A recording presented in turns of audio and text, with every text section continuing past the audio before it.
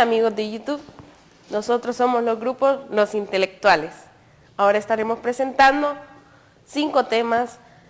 El número 1 es Fondo Monetario Internacional, 2, Alianza para el Progreso, de Ramón Villeda Morales y John F. Kennedy. 3, Guerra entre Honduras y El Salvador. 4, Economías Emergentes, el BRICS. 5, Hondureños Sobresalientes. Los dejo con mis compañeros. Gracias. Hola amigos de YouTube, mi nombre es Osvaldo Ulloa y les voy a hablar un poco de lo que es FMI, o también conocido como Fondo Monetario Internacional. Es una organización integrada por 184 países que trabajan para promover cooperación monetaria mundial y asegurar la estabilidad financiera, facilitar el comercio internacional, promover un alto nivel de empleo y crecimiento económico sustentable y reducir la pobreza. El Fondo Monetario Internacional fue creado mediante un tratado internacional en 1945 para contribuir el estímulo y el buen funcionamiento de la economía mundial. Con sede en Washington, el gobierno del FMI o Fondo Monetario Internacional son los 184 países miembros, casi totalidad del mundo. La mayoría de los recursos financieros de los préstamos que otorga el FMI procede de los países miembros principales del pago de cuotas, que en estos países son Estados Unidos como una de las potencias más grandes, siguiendo de Japón y todos los países que siguen de las potencias mundiales. Estos cooperan al Fondo Monetario para que estos dé préstamos al mundo y se acabe con la pobreza. Una crítica que se hace a esta organización es que ciertas condiciones obligan a los países a renunciar a sus políticas de protección a las empresas e intereses nacionales y abrir rápidamente su economía, especialmente en el sector financiero, a la propiedad extranjera.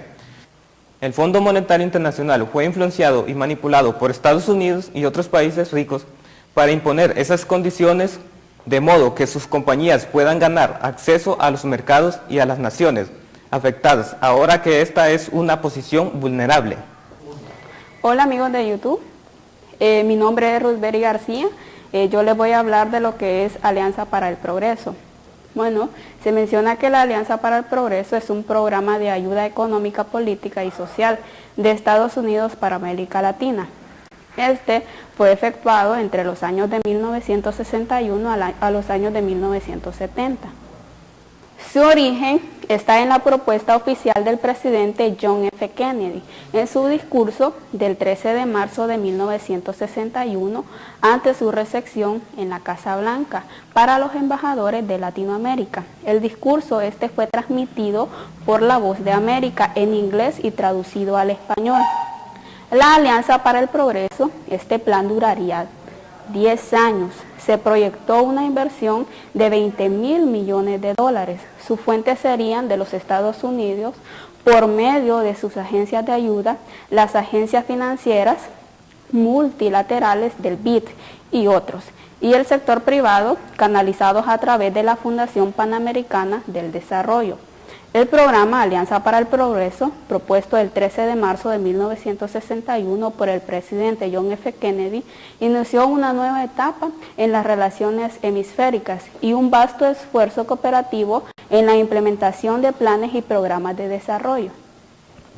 La Declaración y la Carta de Punta del Este fueron los documentos que aceptaron la propuesta del presidente Kennedy e incluyeron los elementos políticos básicos para acelerar el desarrollo económico y social de América Latina, garantizando la democracia, la dignidad y la libertad de la persona humana dentro de un sistema integrado de planificación.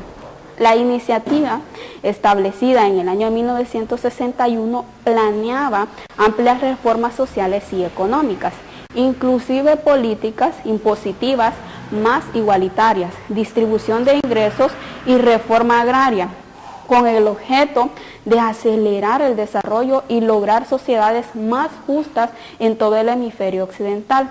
El programa tomó impulso en agosto de 1961 durante una reunión en Punta del Este, Uruguay, donde los representantes de Estados Unidos y de todos los países de América Latina, con excepción de Cuba, dieron su apoyo a una carta para impulsar la reforma agraria e impositiva. la gobernabilidad democrática y la modernización económica. Sin embargo, poco después, la alianza enfrentó obstáculos.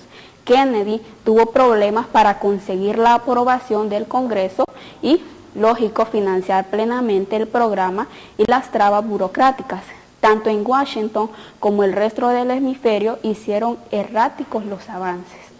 Los objetivos de la Alianza para el Progreso.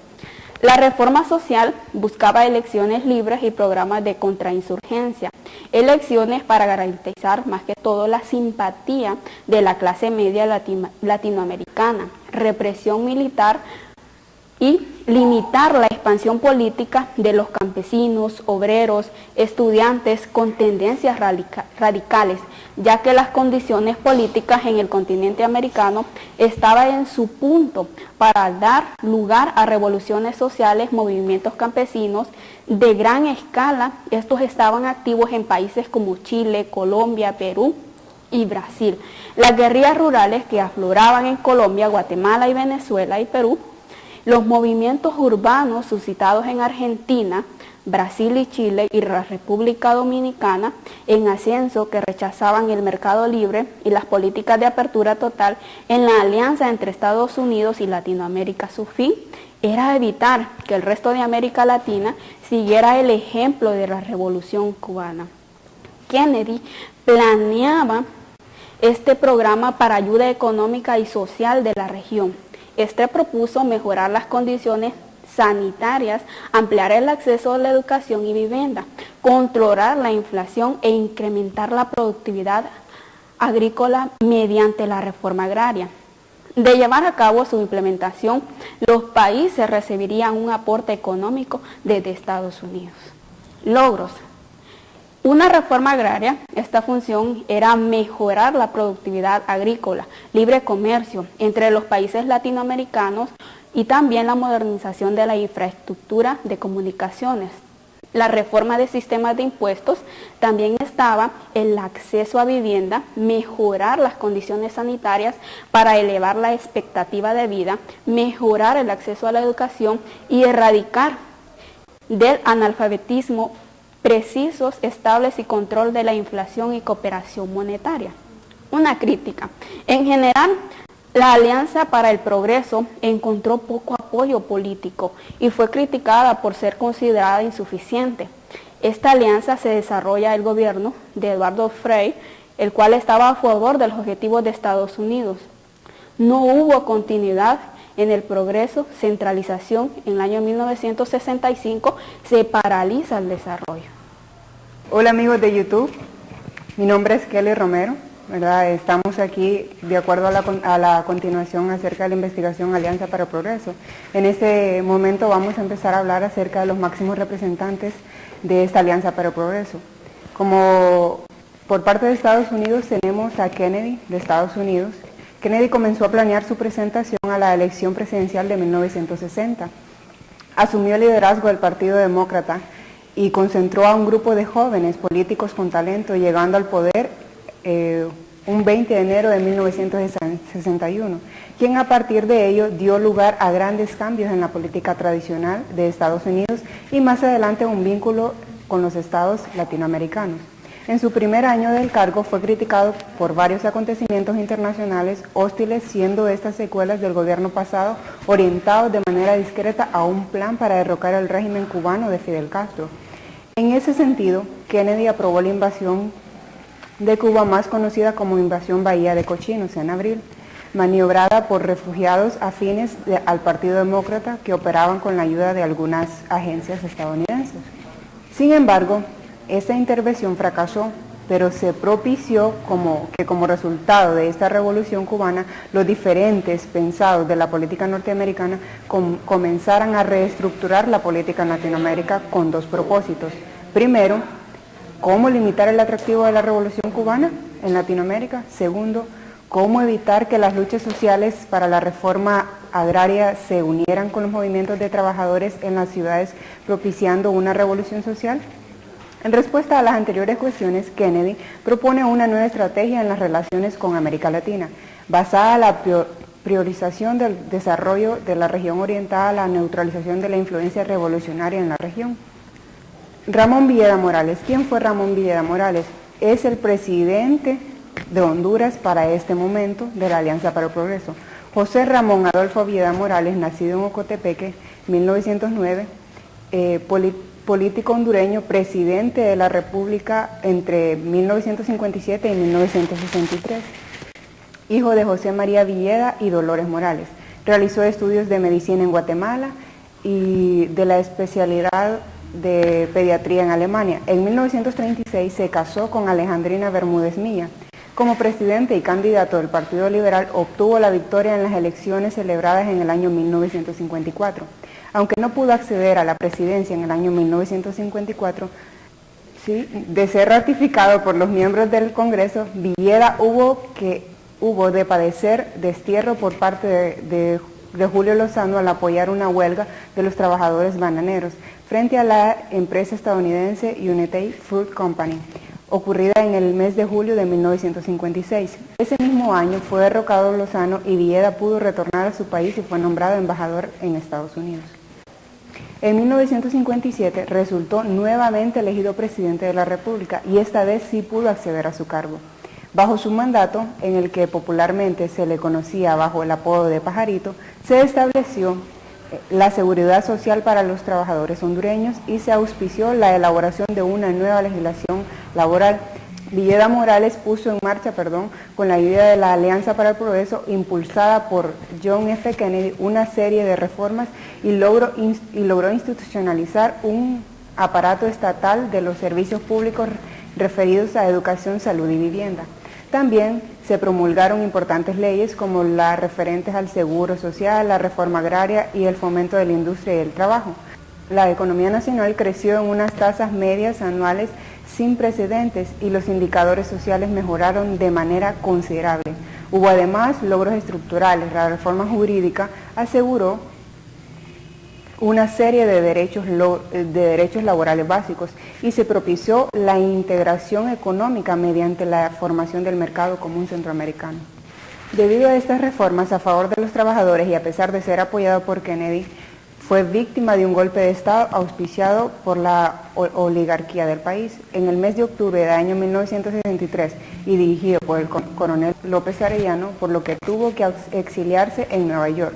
En 1965 se volvió a presentar sin éxito en las elecciones, las cuales fueron manipuladas por la Junta Militar presidida por López Arellano. Hola amigos de YouTube, el día de hoy les hablaré acerca de la guerra entre Honduras y El Salvador. Mi nombre es Ilner González. Se dice que el 14 de julio de 1969 El Salvador invadió territorio hondureño sin declarar la guerra. Ellos declararon guerra hasta que entraron a territorio hondureño, ingresando entre los territorios de La Paz, Lempira, Nacaome e Intibucá. Fidel Sánchez Fernández dio la declaratoria de guerra de una manera informal. Dentro de las primeras acciones de El Salvador fue la toma de Nuevo Cotepeque y bombardeos a la capital hondureña y a San Pedro Sula. Este avance fue frenado por el coronel Matías Hernández. La era militar. El general, empresario y político Osvaldo López Arellano tomó el poder del gobierno de Honduras al derrocar al líder liberalista Ramón, alias el Pajarito, Villeda Morales, datos registrados el 3 de octubre de 1963, el cual terminó su primer mandato en la fecha del 7 de junio de 1971. Pero el presidente Osvaldo López Arellano tomó cartas en el asunto hasta el día martes 8 de enero de 1969. Según artículos no oficiales, se redactaron varias leyes de prohibición para los extranjeros ilegales que residían en suelo hondureño. Los indocumentados no podían realizar ninguna compra de índole habitacional, haciendas, negocios, terrenos, etc., sin el permiso correspondiente a las leyes de la República de Honduras. La furia de Honduras. El presidente Osvaldo López Arellano decide junto a varios pilotos de la Fuerza Aérea Hondureña participar directamente en el asunto bélico contra El Salvador. La Fuerza Aérea Hondureña impuso su superioridad y capacidad en el ataque sorpresivo y destructivo en los claros objetivos de reservas y depósitos de combustible de Acajutla y Cutuco al amanecer del 16 de julio de 1969. Por su parte, el ejército catracho, en férrea acción defensiva, con el primer batallón de infantería sumamente reforzado, destruyen a la primera brigada de infantería salvadoreña, hechos registrados en el Teatro de Operaciones Sur. La masacre de San Rafael de las Mataras, que esto fue en Honduras. La segunda brigada de infantería salvadoreña dominaba la zona de Ocotepeque e inmediatamente trataron de invadir el departamento de Copán. Sin embargo, nunca se imaginaron que las tropas hondureñas estaban a la espera de realizar una emboscada letal a sus enemigos. Descubren las mentiras del Salvador. Los líderes salvadoreños argumentaron que todas sus acciones fue en legítima defensa por el supuesto genocidio de los catrachos contra la minoría salvadoreña. En el análisis de los representantes de la 13ª reunión del órgano de consulta, expresados en las deliberaciones de aquel conclave, se determinó que dichos argumentos no tenían asidero legal que justificara la agresión militar. Como consecuencias de esta guerra, Honduras cerró todas las puertas de negociaciones con El Salvador, bloqueando toda vía de comunicación por una década, hasta el 30 de octubre de 1980, fecha en que los cancilleres de El Salvador, Chávez Mena, y el de Honduras, Elvier Sierra, firman en ceremonial tratado de paz en Lima, Perú. El ejército de El Salvador asesinó a sangre fría a más de 850 civiles hondureños desarmados, háblese de niños, adolescentes, adultos y ancianos, siendo la vergüenza más grande de la historia de esta nación. Las Fuerzas Armadas y Aéreas de Honduras le dieron de baja a miles de soldados salvadoreños, respetando la vida de los civiles. El presidente de El Salvador, Fidel Fernández, no estaba dispuesto a firmar el Tratado de Paz, perdiendo la oportunidad de conseguir una salida al océano del Caribe. Honduras estaba dispuesto de entregar una pequeña porción de sus tierras para no llegar a la guerra. Al final, los salvadoreños se fueron sin nada. Buenas amigos de YouTube, muchas gracias por estar viendo este video. Mi nombre es Perla Zapata y les voy a hablar a continuación sobre los BRICS. El término BRICS surge en el año 2001, siendo acuñado por Goldman Sachs para hacer referencia a aquellas economías emergentes que previsiblemente marcarían el devenir económico y político del siglo XXI. Su primera reunión surge en el año 2006 con la presencia de Brasil, Rusia, India y China. Su creación busca reflejar tendencia hacia un mundo multipolar en las relaciones internacionales que se caracteriza por una creciente independencia en la economía global. A partir del año 2010 se invitó a Sudáfrica, que aceptó formar parte del grupo. Representan nada menos que el 43% de la población mundial, con un PIB mundial tan significativo de 21% y subiendo su valor año a año. Además mueven el 20% mundial de la inversión. Buscan un sistema mundial más equilibrado y justo en las relaciones económicas mundiales y en una reforma legal del sistema financiero actual, porque consideran que solo sirven para apuntar el poder de los Estados Unidos y los países occidentales. Si el comercio entre los BRICS representaba en el año 2002 una cifra de 21 millones de euros, en el año 2012 ya suponía de 219 millones de euros. Son países que a pesar de la crisis económica representan unas grandes extensiones de territorio, una elevada cantidad de recursos naturales y una fuerte presencia en la economía internacional, con crecimientos importantes de su población mundial, y acumulan el 25% de la riqueza, generando el 56% del crecimiento económico registrado en el mundo en los últimos años. El comercio entre estos países del grupo crece a un ritmo de 28% anual y es de ya de unos 230 millones de dólares con vistas a llegar a 500 millones de dólares en el 2015. El BRICS, que significa su moneda, será al menos inicialmente una moneda virtual, similar a lo que el euro se encontraba en los primeros años de existencia, y en la actualidad el sucre en la comunidad comercial sudamericana del ALBA. Como mencionaba anteriormente, lo que era la moneda del BRICS tendrán una moneda propia fuerte para competir y reemplazar a lo que es el dólar de Estados Unidos. Utilizarán sus propias monedas en los acuerdos comerciales con otras naciones. Dicha moneda quiere venir a quitarle su puesto a lo que es el dólar. Junto con Irán y Venezuela establecerán un nuevo banco central global que pondrá en marcha la nueva moneda BRICS para oponerse al dólar. Las consecuencias que marcarán supuestamente a Honduras será que los préstamos más accesibles tendrán menor presencia de Estados Unidos. En lo que a mí concluye, desde mi opinión, dudo mucho de que una moneda pueda venir a ocupar el lugar que ya ocupa Estados Unidos con su dólar, puesto que el dólar es una de las monedas más globalizadas en todo el mundo. Entonces, desde mi punto de vista, no creo que sea posible. Muchas gracias por ver este video. Mi nombre es Perla Zapata. Buenos días, amigos de YouTube. Mi nombre es Ani Santos. Hoy les hablaré sobre el tema hondureños sobresalientes. En el ámbito de natación, Karen Vilorio rompió récord con muchas medallas. Se ha abierto paso en este duro deporte. Destacó en el 2010 en los Juegos Centroamericanos, en la primera Olimpiada de la Juventud realizados en Singapur. Natación en piscina corta, efectuando en Dubái, Emiratos Árabes. En el atletismo, Ronald Bennett. Honduras cosechó más medallas en los Juegos Centroamericanos, acumula 9 preseas de oro, 9 de plata y 19 de bronce en San José de Costa Rica, desplazando a los ticos en el último tramo. En el boxeo está Miguel González representando a Honduras en el boxeo internacional. Tiene un historial de 6 peleas realizadas, de las cuales ha ganado 5.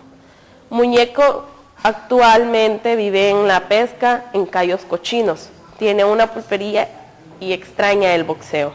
En atletismo velocista, Cruz Rolando Palacio está especializado en 100 metros y 200 metros. Nació en Honduras el 3 de mayo de 1987. Investigador, Darío Gutiérrez. Es un investigador del Centro de Cáncer alemán. Trabajó como repartidor de pizza. Disfrutaba de su trabajo. Se le ocurrió un proceso de crear resina orgánica para que el químico causante de la contaminación del agua se pegara en la misma. Fisiculturismo, Hulda López, campeona absoluta de Miss Honduras 2013, sobresalió en los campeonatos de tenis que se realizaban en el Club Hondureño Árabe. En el reciclaje creativo, Luis Fernando Hernández saca provecho de bolsas de churro, chapitas abre fácil y neumáticos, convirtiéndolos en billeteras, carteras y elegantes bolsos de mujer. Como comunicadora, Neida Sandoval. Ella nació en Minas de Oro, Comayagua. Se ha destacado como comunicadora y también como ejemplo de mujer emprendedora que ha apoyado causas nobles. Hoy en día ella está trabajando en un nuevo día en Telemundo. Muchas gracias, amigos de YouTube.